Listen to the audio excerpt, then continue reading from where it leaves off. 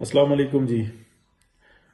مریم نواز کی جو طبیعت اچانک سے خراب ہوئی ہے اور مولانا فضل الرحمان کی، تو پرسوں رات اور کل پھر صبح کچھ ایسی باتیں تھیں کہ جس کی وجہ سے احتیاط کے بارے میں کہا جا رہا تھا کہ آپ بالکل ٹریولنگ میں احتیاط کریں، اور یہ تمام چیزیں چل رہی تھیں۔ کچھ ایسی اطلاعات تھیں کہ کچھ بھی ہو سکتا ہے، اور جو پولیٹیکل سینیریو تبدیل ہوا ہے اس کے بعد، حالانکہ مریم نواز اس وقت تک جو ان سی تھیں وہ ان کی سرگرمیاں اسی طریقے سے تھیں، پھر یہ اچانک سے یہ طبیعت خراب ہوئی ہے اور ایسی صورتحال ہوئی ہے۔ معلوم کیا تو طبیعت واقعی میں خراب ہے، لیکن جو دوسری خبریں چل رہی تھیں وہ بھی غیر معمولی نہیں ہیں، وہ بھی